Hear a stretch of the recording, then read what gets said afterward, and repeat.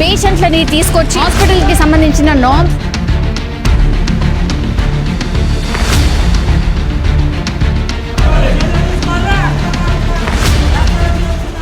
హైదరాబాద్లో kidney racket దందా మరోసారి బయటపడింది. గతంలో కూడా మనం చాలా టైమ్స్ విన్నాం, చూసాం. ఇట్లాంటి కిడ్నీ రాకెట్స్ నడుస్తున్నాయి. దట్టు దర్జాగా హైదరాబాద్ సెంటర్లో, అది కూడా చైతన్యపురికి దగ్గరలో ఉన్నటువంటి ఒక హాస్పిటల్ని ఏర్పాటు చేసి ఇక్కడ కిడ్నీలకు సంబంధించిన రాకెట్ దందా నడిచింది. అంటే దీన్ని బట్టి అర్థం చేసుకోవచ్చు ఎంత దర్జాగా ఈ ఏజెంట్లు కానీ హాస్పిటల్స్ కూడా వ్యవహరిస్తున్నాయి అనేది.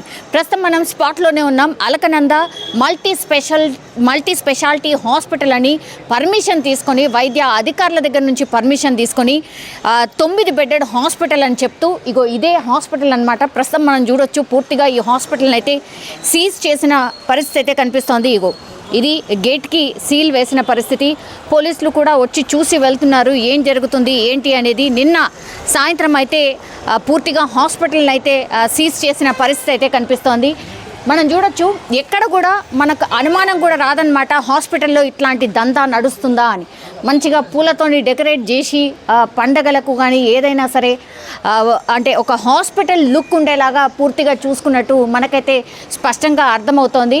ఒకసారి చూడండి, హాస్పిటల్ని సీజ్ చేశారు నిన్న రాత్రే.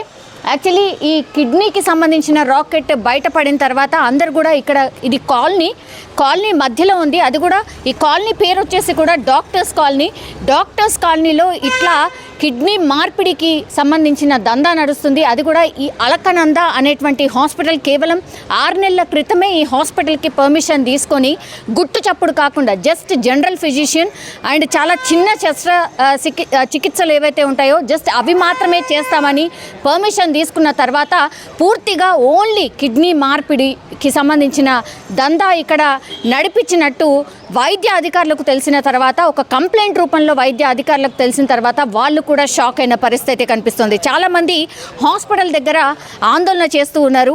మార్నింగ్ నుంచి కూడా పూర్తిగా ఆందోళన చేస్తున్న సిచ్యువేషన్ అయితే కనిపిస్తోంది. సార్ ఏం జరిగింది ఇక్కడ? సో ఇక్కడ పోలీస్ వాళ్ళు కూడా ఒక్కసారిగా ఇక్కడ ఆందోళన చేయడంతో వచ్చి ఇక్కడ చూసి వెళ్తున్నారు అసలు ఏంటి అనేది. మనం చూడొచ్చు ఏఐవైఎఫ్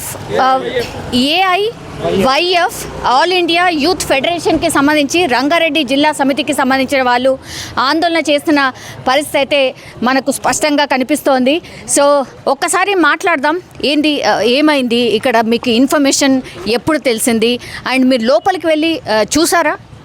లేదు మేడం, వాస్తవంగా నిన్న నైట్ ఈ రంగారెడ్డి జిల్లాకు సంబంధించినటువంటి డిస్ట్రిక్ట్ మెడికల్ హెల్త్ ఆఫీసర్, అదేవిధంగా పోలీస్ యంత్రాంగము ఒక వ్యక్తి ఫిర్యాదుతోని నిన్న వీళ్ళు హఠాత్తుగా ఇక్కడ కిడ్నీ సంబంధించినటువంటి మార్పిడి ఆపరేషన్ చేస్తున్నారని చెప్పి వారు ఇక్కడ ఇమీడియట్లీ రెస్పాండ్ అయ్యి అక్కడ జరుగుతున్నటువంటి ఆ రోగుల్ని పరిశీలించి, పేషెంట్స్ పరిశీలించి దాదాపు ఇక్కడ ఒక స్కామ్ నడుస్తుందనేది వెలుగులోకి వచ్చింది. యాజ్ బీయింగ్ ఆర్గనైజేషన్గా ఆల్ ఇండియా యూత్ ఫెడరేషన్గా వాస్తవంగా కేవలం రాష్ట్రంలో అలకనంద మల్టీ స్పెషాలిటీ హాస్పిటలే కాదు, ఇక్కడ అనేక పుట్టగొడుగులాగా ఈ ప్రైవేట్ కార్పొరేట్ హాస్పిటల్ వస్తున్నాయి.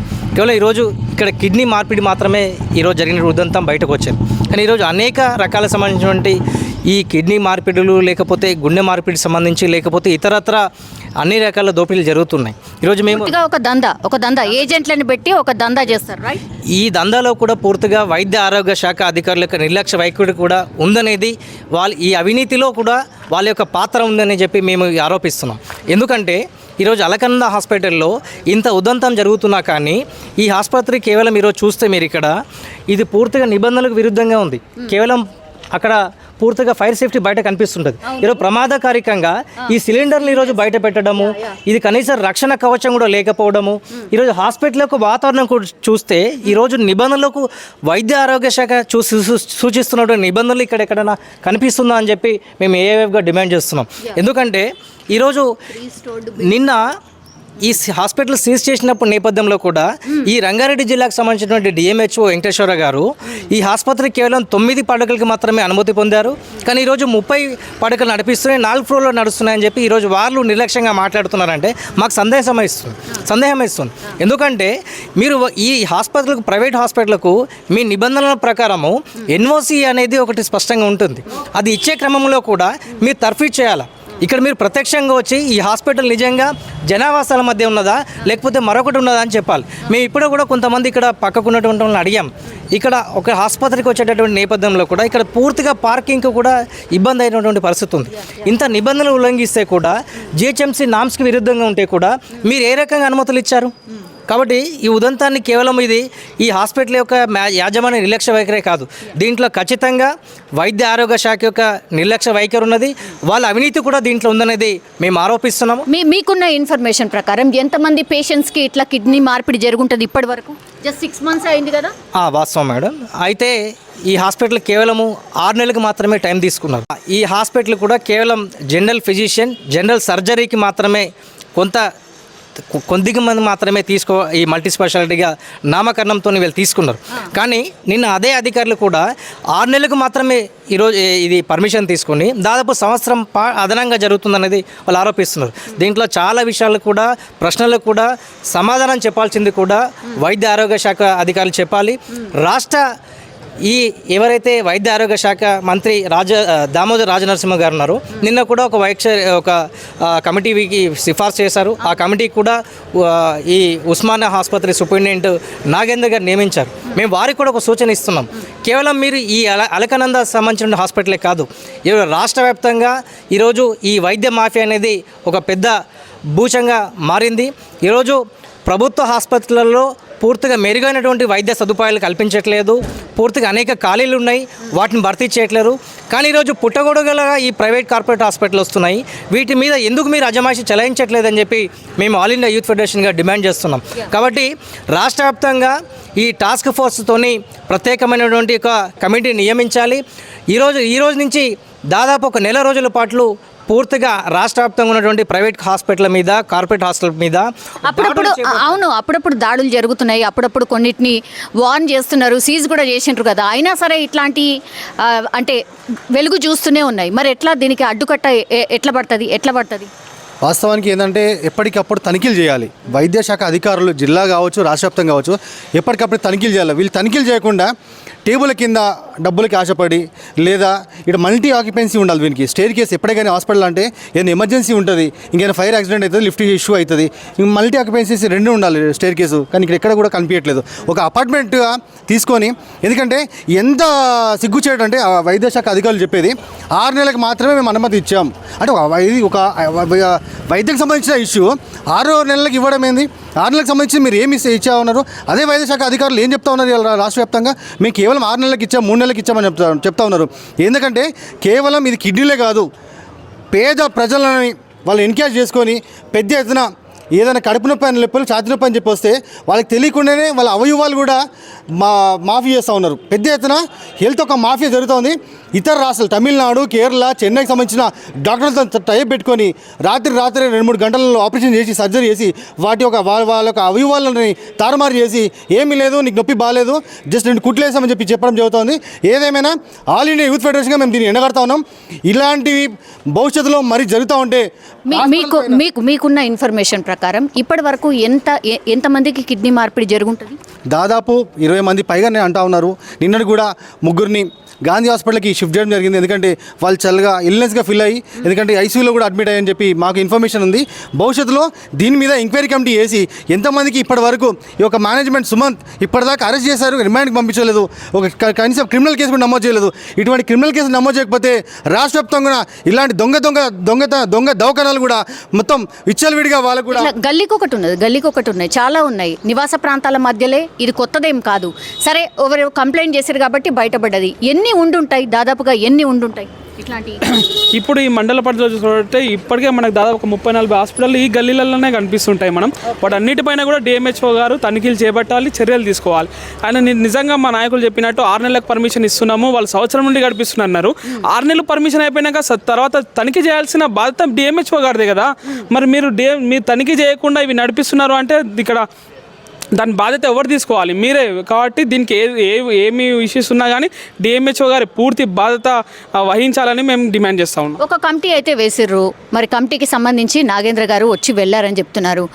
చూసి ఏం రిపోర్ట్ ఇచ్చుంటారు? ఏ విధంగా రిపోర్ట్ ఇచ్చినా కానీ మేము కోరేది ఒకటే అనమాట, మీరు పూర్తిగా తనిఖీలు చేయండి. ఇక్కడ ఉన్నటువంటి యాజమాన్యం పైన కూడా క్రిమినల్ కేసు పెట్టాలి. అదేవిధంగా ఈ వైద్యులు ఎవరైతే ఇందులో పార్టిసిపేట్ చేశారో వాళ్ళందరూ లైసెన్స్ కూడా పూర్తిగా రద్దు చేయాలి.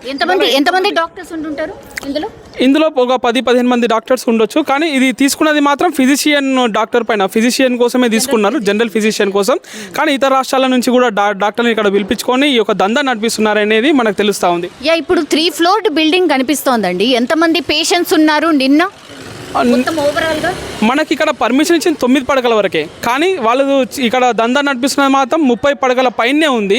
మనం ఇక్కడ చూసినట్టు నైట్ ఇల్నెస్గా ఫీల్ అయిన వారు ఒక 4 మాత్రమే గాంధీ హాస్పిటల్ తీసుకెళ్లారు. కానీ మిగతా వాళ్ళు కూడా ఎంతమంది ఉన్నారనేది కూడా మాకు తెలియాల్సిన విషయాలు ఉన్నాయి. వీటన్నిటి కూడా డిఎంహెచ్ఓ గారు బయట పెట్టాలి. ఓకే, మొత్తం మీద అది ఆందోళన అయితే చేస్తున్న సిచ్యువేషన్ అయితే కనిపిస్తోంది. ఇది ఒక్కసారి చూడండి, కంప్లీట్లీ ఇది నివాస ప్రాంతాల మధ్యలో ఉన్నటువంటి హాస్పిటల్. ఇది మనం చూడొచ్చు.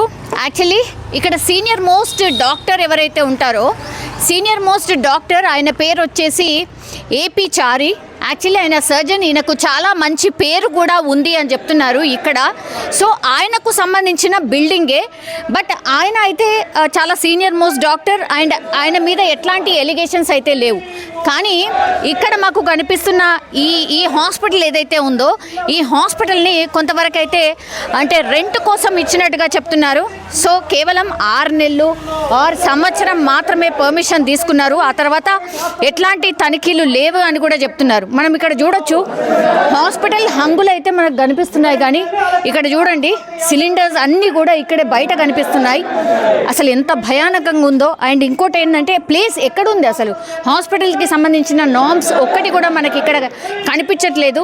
అండ్ ఇది కంప్లీట్గా మనం చూడొచ్చు అంటే జనరేటర్కి సంబంధించిందనమాట. సో ఇవి మాత్రమే ఉన్నాయి. పూర్తిగా అంటే hospitals, private hospitals, corporate hospitals ఇవన్నీ కూడా దందా చేస్తున్నాయి అనడానికి ఇట్లాంటి బిల్డింగ్ ఇప్పుడు ఇది పర్మిషన్ తీసుకున్నారు, అన్ని నార్మ్స్ అండ్ పర్మిషన్స్ తీసుకున్నాము అని చెప్పడం, ఆ తర్వాత పేషెంట్లని తీసుకొచ్చి ఇబ్బడి ముబ్బడిగా అసలు ఆపరేషన్స్ చేయడం, అసలు ఎవరు అడుగుతారులే అన్న దాంట్లో పూర్తిగా దందా చేస్తున్న సిచ్యువేషన్ అయితే కనిపిస్తోంది. అండ్ అలకానంద హాస్పిటల్లో అదే జరిగినట్టుగా స్పష్టంగా మనకైతే అర్థమవుతోంది. సో వైద్య అధికారులు కూడా ఒక్కసారిగా ఈ హాస్పిటల్ని తనిఖీ చేసిన తర్వాత వాళ్ళు కూడా ఒక షాక్లోనే ఉండిపోయారు. బికాస్ 9 పడకల ఆసుపత్రి ఇది కేవలం, అండ్ జనరల్ ఫిజిషియన్కి సంబంధించిన పర్మిషన్ మాత్రమే తీసుకున్నారు. బట్ ఇక్కడ జరుగుతోంది మాత్రం కిడ్నీ మార్పిడి, అది కూడా ఏజెంట్ల ద్వారా. ఎవరైతే కిడ్నీకి సంబంధించిన మార్పిడి పేషెంట్స్ ఉంటారో వాళ్ళు రిక్వైర్మెంట్ ఉన్న వాళ్ళు ఇచ్చేవాళ్ళు, సో దాతలు కావచ్చు, ఆ తర్వాత ఇచ్చేవాళ్ళు, వీళ్ళిద్దరిని కూడా కమ్యూనికేట్ చేసుకుంటూ ఇట్లాంటి హాస్పిటల్స్ని ఎంచుకొని పూర్తిగా మనుషుల ప్రాణాలతో చెలగాటం ఆడడం అనండి, ఆర్ బిజినెస్ చేయడం అనండి. సో అదే ఇక్కడ జరిగిన సిచ్యువేషన్ అయితే కనిపిస్తుంది. ఇప్పుడు వైద్య శాఖ అధికారులు ఎట్లా రెస్పాండ్ అవుతారో చూడాలి.